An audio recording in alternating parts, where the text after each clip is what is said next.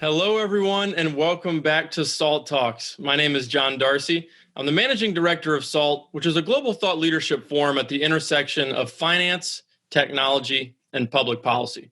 SALT Talks are a digital interview series that we launched during this work from home period with leading investors, creators, and thinkers. And what we're really trying to do on these SALT Talks is replicate the experience that we provided our global SALT conferences, which our guest today has been to several of those. And what we're trying to do at those conferences and on these SALT Talks is to provide a window into the mind of subject matter experts, as well as provide a platform for what we think are big ideas that are shaping the future. And we're very excited today to welcome Abdulmohsin AlOmran to SALT Talks.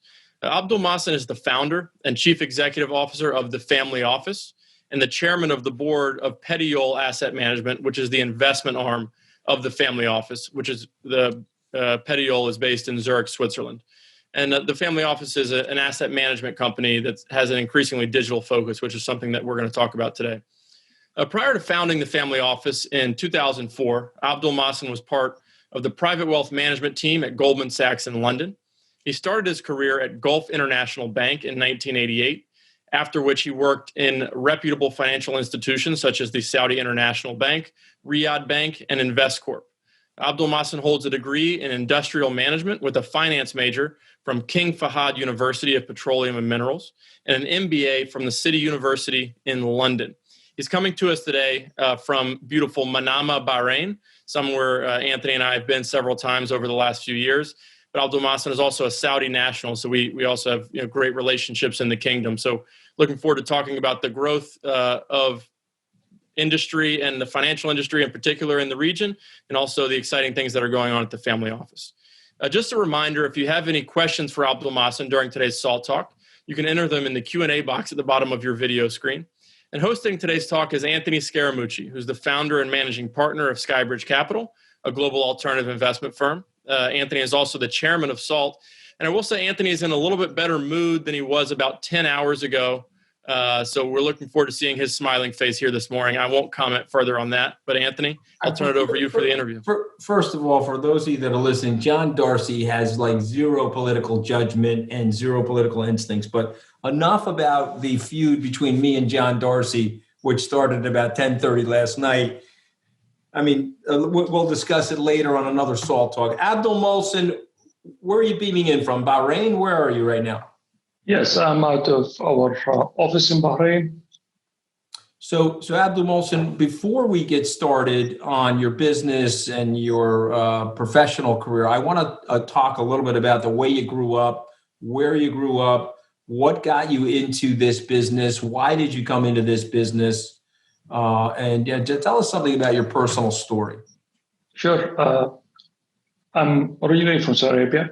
I grew up there. I did all my education in Riyadh, Abdulmohsin, or yes. I grew up in Riyadh. Our family is one of the oldest families in Riyadh. We're about 1,500 people today in Riyadh, and I did my high school in Riyadh. Then I moved to the Eastern Province, King Fahd University of Petroleum and Minerals, and studied there. Then the bridge was being built to Bahrain, and Bahrain being the financial center in the 80s and still an important financial center in the region, I took the opportunity to come to Bahrain. I want to stop you there if you don't mind, because you're talking about a bridge being built to Bahrain. So explain that. Bahrain is effectively an island in the Arabian Gulf, and it is not too far, obviously, off the coast of Saudi Arabia. And so this bridge was built to connect the two countries. Correct, 1986. And this unleashed a lot of capital deployment for the Bahrainis, and it helped the Saudis as well. Explain that if you don't mind, because we have a lot of people beaming in from the United States that may not understand that relationship. Sure. Bahrain and Saudi Arabia are part of the GCC, the Gulf Council, where they are all one family, honestly. They are in a very close tight, whether into marriage, whether into tribal, economic support to each other. So during the times of King Fahd gave the order to built the bridge with Sheikh Isa, who was the father of the current King Hamad, and that was a very important strategic move to tighten the relationship between the two countries and allow Bahrain to be closer to the most important country in the region, which is Saudi Arabia, as you all know. And so now you're getting your career started. How did you end up in financial services? Well, it's interesting. In 1988, I was sent to a firm. Maybe a lot of people don't know that firm when I mention it. A firm called manufactures Hanover, to New York. So I went to the city and got my training in corporate finance and credit analysis. Then once I got back to Bahrain, I managed to work at the credit department. Then I was asked to join the bond portfolio investments during the Iraqi invasion of Kuwait. And from there, I got exposed to the investment world. And then I moved to in different positions and different banks. And then I ended up with the most important alternative firm at that time, which was the pioneer of private equity distribution in this region. That was Invesco, became a partner. And as I was about to start up my own business, I got a call from Goldman Sachs. I've joined Goldman for about 2 years. And then I said, I'll go back and establish a wealth management platform. Lack of creativity, I chose the family office as a name. Well, no, it's a great name. It's obviously you've built an amazing brand in the region. And again, just for the people on the call, Manufacturers Hanover Bank was a great commercial bank in the United States, merged with Chase. Chase eventually merged with Bank One and JP Morgan to create the colossal JP Morgan Chase that we have today. And so and Chemical. And Chemical, that's correct, and Chemical Bank. And so I left out one of the other big banks that was consolidating. Interestingly enough, Abdulmohsin, as you know, all of those banks were Goldman Sachs clients back in the day. Guys like John Darsie, of course, don't remember these names, but you and I are old enough to remember these names. So let me ask you this question. You're at Goldman Sachs. Goldman Sachs was still a partnership. And so tell us a little bit about the vintage era of Goldman Sachs prior to its public offering. Actually, I was there during the time once post they went public. So I joined Goldman in 2002 until 2004. Okay, my bad. I thought you got there in 98, so I apologize for that. So let me rephrase the question then. You're there just after the public offering. Tell us about what Goldman was like 17 or 18 years ago. Well, Goldman, as you know, it's a big drive, very competitive, very focused on results. So I've learned a lot. I rub my shoulders with the smartest people in the firm. I learned to be much more commercial. I've always said Goldman helped me to monetize my career. The thinking, the drive, the creativity, setting up high results oriented really made a big difference for me. And more importantly, as you know, the Goldman and the ex-Goldman network is something not to be matched. So let's segue into geopolitics for 1 second. And I'm the last one to know about geopolitics. Yeah, well, okay, we can talk about that too if you want. But I want to talk about the region, the Middle East, MENA, Middle East, North Africa, Saudi, Bahrain, where you see the future, and what do you think is happening in the region? And I'll give a little bit of an editorial comment. Having now, with your help, traveled to Saudi Arabia many times now, I see a country that's embarking upon massive reform and massive possibilities for economic growth away from oil. And so I'm wondering if you can comment on that. Sure. For those people who don't know Saudi Arabia in terms of size is about 2/3 of Western Europe. So from a geography, it is an important, big place in the Middle East. Our neighbors are Iran from one side, Iraq, Kuwait, in the south, Yemen, across the Red Sea, we have Sudan, Egypt, Jordan on the north, with close proximity to Israel as well. So when you have all those neighbors, you need to make sure that you are friends with everybody and have the stability. So Saudi Arabia have always played the role of the stable leadership. As we all know, every country experience external, internal issues, but Saudi have always managed to any of these issues very wisely and continue to ensure a very stable country and with the main focus on developing its own nationals. Saudi Arabia has 70% of its population today below the age of 40. Prince Mohammed bin Salman vision of 2030 is spot on. He's addressing what are the needs of those people in 2030. And everything that is happening today is around what will be needed in 2030 by this young population. This young population is very important because they are very tech savvy. I'll give you an example. 500,000 have studied in the United States or graduated from United States universities in the last 15 or 16 years. Well, I was gonna tag on a question because I just think it's a fascinating thing, and it's more so for the Americans that are listening in. Saudi oil reserves are approximately 25% of the world's oil reserves. Is that fair to say? Sorry. Yeah. Sorry. No, I'm saying the Saudi oil reserves are approximately 25% of the world's oil reserves. Correct. Okay, and yet the country is in transition away from oil. And the tech industry, as an example, is saying that data is the new oil. And so I would like to get your thoughts on that as it relates to the country, Saudi Arabia, but then also tie it into the family office, your business, some of the things you're doing in terms of masterfully changing the landscape for technology interface in financial services. Let me give you an example how advanced the Saudi government moved in terms of technology.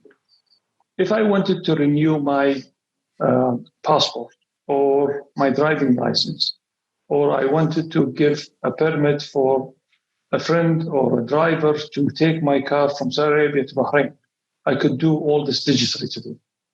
The Saudi government, the e-government, is so advanced. And I have heard specialists who are saying Saudi government, the e-government is more advanced than even Singaporean e-government. And very few people understand that.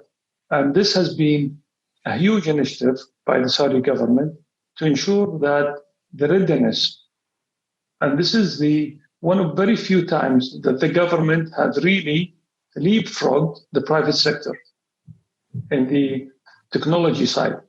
Now the private sector, including the banks, are trying to do a catch-up with what the government have been doing in the last 5 years.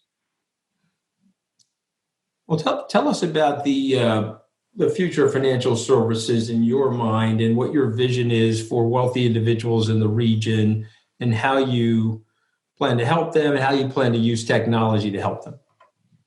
So, Anthony, you remember your days at Goldman, even my days at Goldman, we would never have thought that ETFs would replace a lot, or algorithm trading would replace a lot of the brokerage business. Who would have ever thought that Robinhood or E-Trade and others are almost trading at zero cost?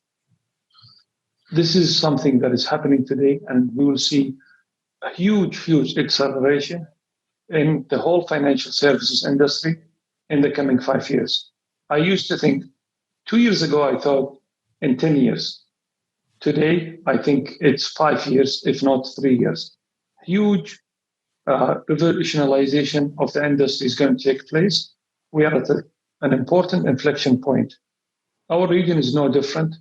People would like to get financial simplification of their lives.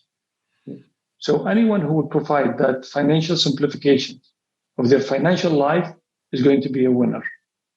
Today, there are a lot of individual fintech companies that have addressed parts of the financial complexity. But there has to be yet someone to be able to put this together, all the way from current account, which is digital banking, to whether consumer loans, to mortgages, to investments, pledging your investments for further investments for those people who want to do margin trading, and so on and so on, credit card, producing your taxes, your income statement and balance sheet. Can you imagine just going to one place and all that is done for you? I think we'll see this in less than 5 years. Well, I think it's amazing, which is why I wanted to bring it up to you. I'm personally blown away by the rapid modernization, if I'm even pronouncing it right, the modernity, if you will, of Saudi Arabia. I see Darsie laughing at me pronouncing modernization. Okay, it's almost like you didn't get much sleep last night. Modernization. Okay. All right. Modernization. Hold on a second. Okay.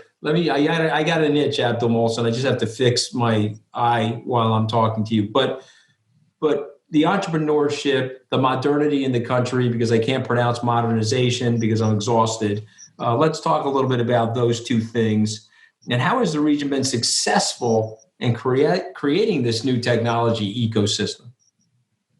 Well, as I said, governments in this region have focused into how do they improve the quality of lives of people in these countries. While other countries around us have spent most of their money on weapons or financing the wrong people, our countries have really invested in its own nation. And we have seen the sovereign wealth funds building very important strategic portfolios that will enable us to continue doing that. In addition, it has taken the lead, as I said, in creating a platform that makes it easier for businesses to do that. So I'll give you an example. By the end of this month, we will be able to onboard clients in Saudi Arabia all digitally with 7 clicks. Can you imagine the whole KYC is done digitally? Well, yeah. I mean, to me, it's fascinating. Before I turn it over to John, because we got a ton of questions coming in from the audience participation, I want to ask you about NEOM and what your thoughts are there. And just for our American listeners, NEOM is a brand new project from Prince MBS talking about building a $600 billion city sort of in the northeast quadrant up alongside the Red Sea in Saudi Arabia. This would be a city of the future, and it would be a city that I think would transform Saudi Arabia for that matter. And I just wondered if you could give us your thoughts and opinion on that and where you see that development going. Yeah, for most people, when they hear these projects, they think it's a mirage. For us, it isn't, because we did live what happened in this region. I'll give you an example. About 70 miles away from where I'm sitting today, there's a city called Jubail. So if you went there in the 70s, it's just desert next to the sea. Today, Jubail is the world's largest petrochemical complex in the world, that produces about 8% of the petrochemicals in the world. Okay. South of it is Ras Tanura, which is the largest oil export terminal.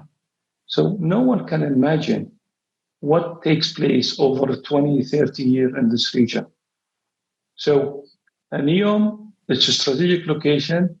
The vision of Prince Mohammed bin Salman is going to be realized. Are we going to realize it a few years earlier or a few years later? I don't know, but it will happen. I assure you, I've seen a lot of visions in this region that got executed, and these are going to be a game changer for the region. My last question before I turn it over to John, the UAE and Bahrain as well as Saudi Arabia, have maintained very good relations with the United States, but they are also increasingly looking to the East to develop good commercial ties to China. What do you, in the Middle East, see the position of the Middle East, I should say? What do you see it in terms of the evolving world order, and how would you like to see it? Well, in 2005, it was my first time to go to China, and I visited with our dear friend, David Darsie. Yes. In 2007, I took 30 of my investors to China trip, and then we repeated this trip twice in 2009, 2010. And all of them said, wow, all this has taken place without us seeing. I remember it took them to 10 cents as an example, with Frank Tang, who you know as well. And everybody thought it's expensive and they've missed it. But look where we are today compared to 2010. That the whole Asia, not only China, we all know it is going to be the growing part of the world. That doesn't mean that we are turning our back to the West. We are educated in the West. Most of our nations are educated in the West and understand the West well. So we'll continue those relationships for sure. But if you look at how Saudi Arabia have always been, as I said to you, has been always creating stability in everything it does. Saudi Arabia is the custodian of the two holy mosques, which is for Islam.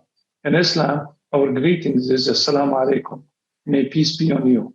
So Saudi Arabia tries to always be in peace with itself, with everyone it deals, but ensure that it is not going to be a victim of any nation.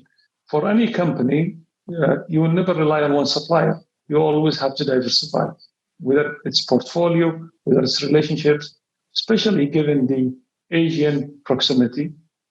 The pilgrims brings a lot of Asians for the last 1,400 years plus to Mecca. So the familiarity of the Asian continent is something that we do understand. We might not understand the language, but most of them speak English. We speak English, and understanding the culture and the proximity is very important for us. Okay, well, I appreciate you coming on, Abdulmohsin. I'm looking forward to the pandemic ending so I can get back to Bahrain and eat and cut with you. That was the last time I was there, frankly. I was with your son in that amazing restaurant. I'm going to turn it over to John Darsie so that he can ask some questions from the audience. And I apologize for mispronouncing modernization, but I haven't slept in 24 hours. There's a small thing going on in the U.S. right now that I happen to have been involved in the last 6 months. So go ahead, Darsie. Start pronouncing the things appropriately. Okay, go ahead. And I doubt you will sleep tonight. Yeah, no, it's going to be another interesting night. Although I'm very confident in the outcome now. For a number of different things that I've learned today, I do believe that the vice president will be the 46th president by January 20th, and I think that'll be good for the world. Actually, it'll also calm things down. But that's for another topic. That's for another day, Mr. Abdulmohsin. Go ahead, John. I know you got a ton of questions. Go ahead, fire them in. Absolutely. It was great eating at Cut in Manama. Also, Riyadh, home to a lot of beautiful restaurants, beautiful Italian restaurants. We had some great meals recently in Riyadh, and I think people would be blown away going to both of those cities, Manama and Riyadh, just to see how quickly things are growing. And modernizing, as well as Abu Dhabi and Dubai, which obviously we have great friendships there and had our conference most recently at SALT Abu Dhabi. And you spoke at SALT Abu Dhabi, and you were on a great panel with Abdallah Obekan, and he's a leading thinker in the fields of digitization, digital transformation. You guys had a great conversation. I would encourage people to go on our YouTube channel and check it out if they haven't seen that talk. But one thing you talked about is the importance in this industry of scaling fast and failing fast. What are the benefits of taking a more aggressive approach to digitization and modernization of your systems, even if it leads to failure in the initial phase? Yeah, like any business, you have to try things. But in the digital world, you need to fail early or fail fast and learn and adopt. Technology allows you to maneuver very quickly. The skill sets that are available, whether from design, whether from coding, the data science, etc., enables you to adjust and move to the next level. So we are, I wouldn't say we have done, but we have really made a big progress in our in both journeys, our digitalization journey and the digital transformation. Both projects are going very well, and I expect that by mid next year, we will be in a very unique position with our offering, our ability to service our clients much more than we do today.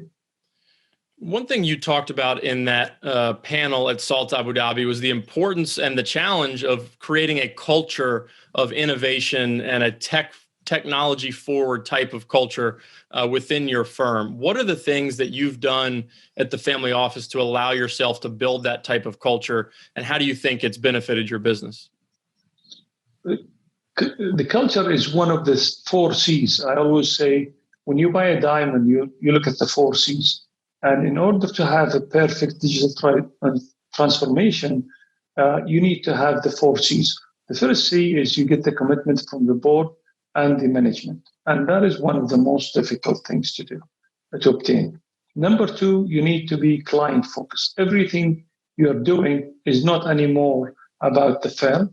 It's much more about what the client needs. What are the client's pain points? How can I make their life much easier to do things? Number 3 is the culture, which is the most difficult thing in the whole journey. And the culture, you need to start early. You need to educate your team. You need to train them in workshop. You need to get them to take courses. And through this process, which would take an average firm, if they're lucky, if they do it properly, 2 years. And if you do it well, you will know who is in your firm are going to be continuing with you and who are the ones who will decide most likely themselves that this is not for them and they would like to go and work in a much more traditional, slower pace industries or style of management.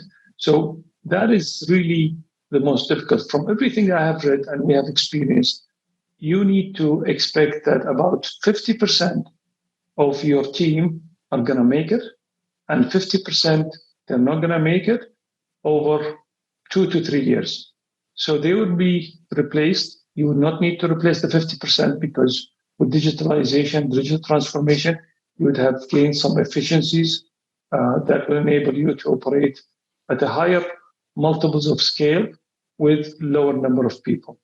The new 25%, let's say, that you would bring in to replace the 50% that went out are going to come with a completely different way of thinking, operating.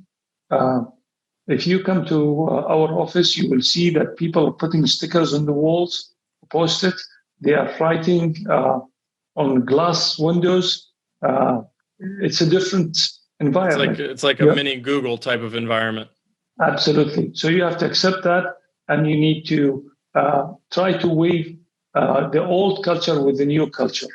A lot of firms make a mistake with developing a separate digital business, not being integrated with the original business. But that's the most difficult thing. The 4th C is going to be the cost. A lot of firms think that through digitization and digital transformation, cost is going to go down. Absolutely not. You have to invest. Your cost would actually go up as a dollar amount, but once you really make it, you are going to get much more clients, number of clients, which would make the cost per client way lower.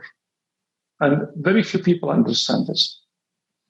So I recently got a demo of your asset management platform, wealth management platform. It's fascinating. And I understand you have a new launch coming potentially early next year. Is that something you guys are talking about publicly? And where do you see the firm going in the next 5 or 10 years? We have an audience question from Matt's talking about that, what you see the firm doing in the next 5 to 10 years. As I said before, the world is going to be much, much more connected. There are a lot of great fintech companies out there that could not scale. They could not have the clients, but they really have unique products. So what we are doing, we are preparing ourselves to plug and play with some of those fintech that have an edge. So they would generate revenue, but not at a very high cost to us and our clients. But adding them together as a puzzle will give you a beautiful picture.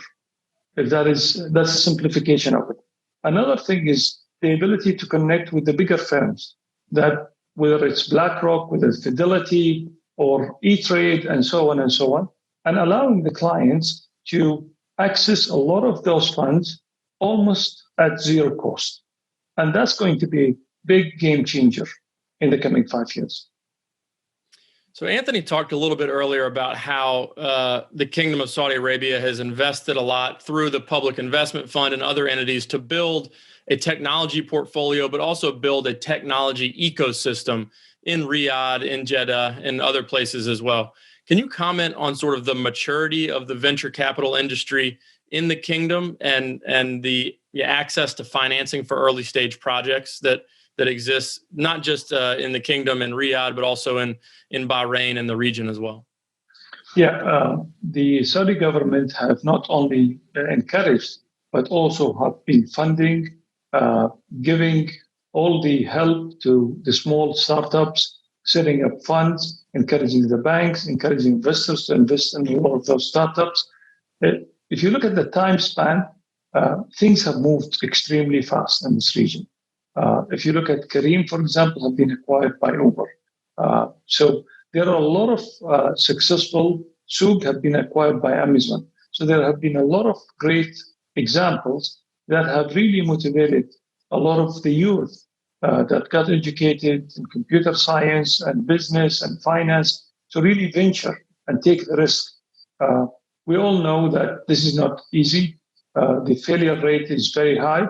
But the fact that there is that appetite to take risk, supported by the governments, creating fintech hubs. Bahrain recently announced 973 Technology Hub, the fintech bay. So Dubai has that. Abu Dhabi is having now another one. Saudi have been having it. So this is going to really mushroom, I believe, over the coming 10 years. Yeah, it's very exciting for us. You know, we've spent an increasing amount of time in the region, in the UAE and Bahrain and in Saudi. And just to reiterate what we talked about earlier, been blown away by the amount of entrepreneurial spirit that's emerging among young people in the region. And we think it's going to be an area of growth around the world. You know, you look around Europe, you look around the United States, the world is sort of starved of growth. And with the demographics and the amount of entrepreneurship in the region, we think it's going to be a continued area of growth. So we're very excited to work with you and work with others around the region to grow our presence and grow awareness of what's going on in the region. So Abdulmohsin, we're going to leave it there. Thank you so much. Anthony, do you have a final word for Abdulmohsin before we let him go? Well, I know that John wants to wear that headdress someday, Abdulmohsin, but you and I have been friends for 2 decades. And so I'm going to insist that under no circumstances is he allowed to do that, okay? I want him to continue his life with that hillbilly hair, with that center part that makes him look like Ichabod Crane. Okay, so no headdress for him. Okay, is that an agreement you and I have before I sign off? Well, one of the reasons I have this is I don't have his hair, so I have to cover up some. Thank you, Abdulmohsin. Anthony was hurting my feelings. It's too political, man. That is too politically correct for me, especially coming from Bahrain.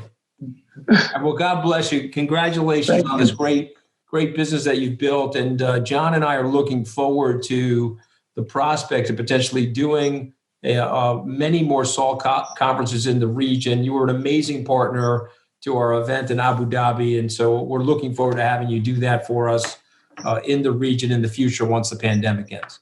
Thank you. It's an honor. See you soon. Thank you. Bye-bye now.